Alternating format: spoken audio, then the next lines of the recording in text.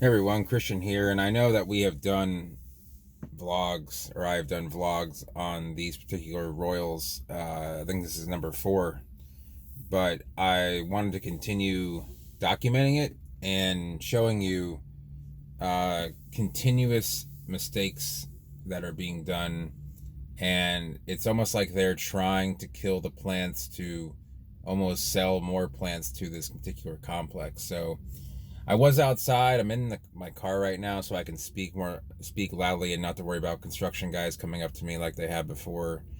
I normally don't have a problem just walking up and filming things, but uh, they have a problem with it because obviously they have something to hide. So if we look up here, right now I have the camera on my stand, so you can see. I wanted everyone to see these. Let me see. Right there, there's these green bands that are on the crowns, and I've never seen this before. It looks like a bungee cord has been strapped around them, and I believe that's actually to keep the dead fronds from falling off of the palms and down onto the ground. There's actually one on the ground right. Where's my finger going? There, and I think that they're just dropping leaves, dropping fronds, and they maybe customers that there's a Marshalls right here. Maybe customers have been complaining, or they're just concerned about it hitting somebody, because a royal frond will probably knock you on the ground, or at least, if it hits you, it's not going to feel good. I've gotten hit by a couple. I saw them coming, but it's not fun. So you can see a lot of dead fronds. They're ready to kind of fall off prematurely. You can tell that the crowns are not fat enough to, to say, hey, they're falling off in a healthy manner. So what these bungee cords, I guess, are meant to do is just to kind of hold the crowns. I'm sorry, hold the boots of the fronds on the plant until they want to take it off. It doesn't make any sense at all. If they wanted to, it's really a very cheap way of doing a very crappy thing, which is, if they could go up there and trim the fronds if they were so concerned about it, but they're too cheap to go up there and do that. So what they're doing instead is just bungee cording the crown together, and I guess that they're expecting that to hold the fronds in place instead of them dropping. So it seems like it's not a big deal, but it's just going to cause more stress on the palm, because what's going to happen is when it rains, and when it does rain, for any crown shafted palm, I've mentioned this, when rain gets in the crown of a palm, it's meant to divert the rain kind of like onto the trunk, because they're all kind of leading towards the center of the plant. But when there's dead fronds, and there's just like an little open space between the dead frond, like we can see. Let's see if I can take this off here, and right there is probably, these two are the worst. This is kind of what I'm talking about. See how the bungee cord is actually holding the dead fronds right on there, and what that does is when like I said, when it rains, water just gets caught in there, and heat and water just sitting in a crown shaft is not a good thing for almost all palms. Some palms, don't mind it. In royals, I mean, thankfully they're not too particular about it, but there's, that's just causing more and more issues. And what it does is it just, you never want to constrict live tissue on any palm, and that's what's happening. The crown is live tissue, so when say it wants to kind of bulge out, I know it's a bungee cord and it can expand, but it's still going to, create.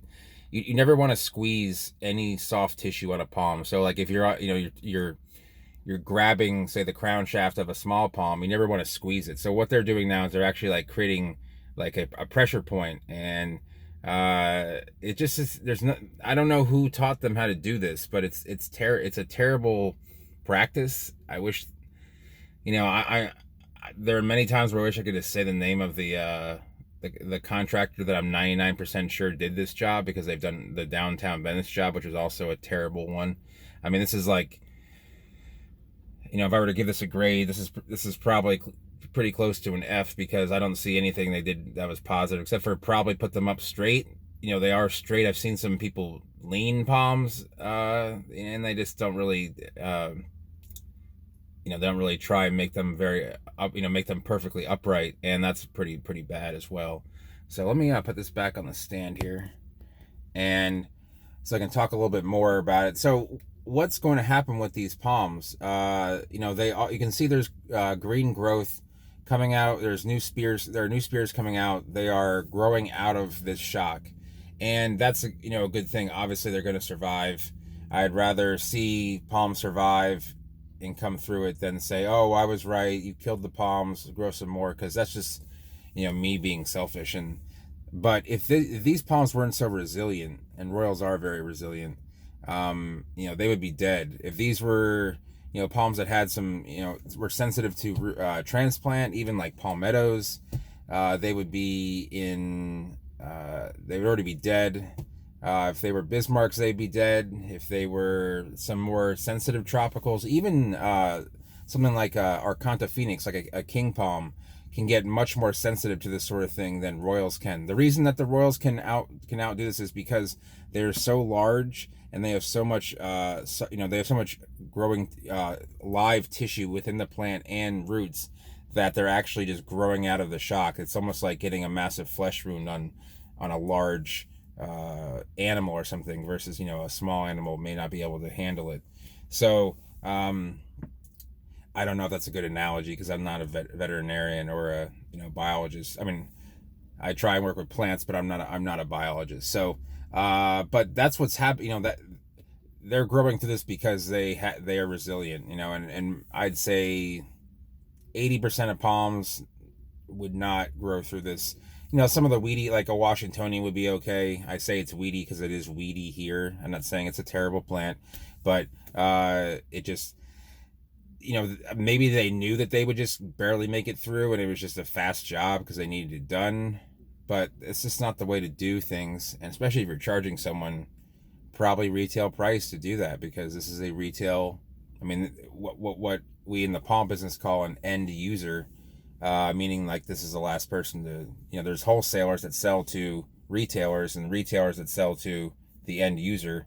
And the end user should get a quality product. When you go to when you go to, say, a nice clothing store, you're paying a higher price for what you expect to be like a well-made product. For example, even this Lexus here is a well-made product, and people pay a premium for that.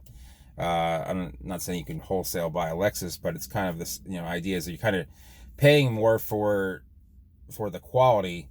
So I could go on and on about the whole royal situation, but in the end, it looks like every single one's going to survive, which is what I expected because they're so resilient. But if one had actually died, then that would be terrible. That would be bad. You have to really leave a royal to to really just kind of leave it to completely die, and just like give it no water, no no nutrients, and just let it sit there, and probably with the roots exposed as well. So anyway, if there's an echo in here, I'm sorry, because the windows are up.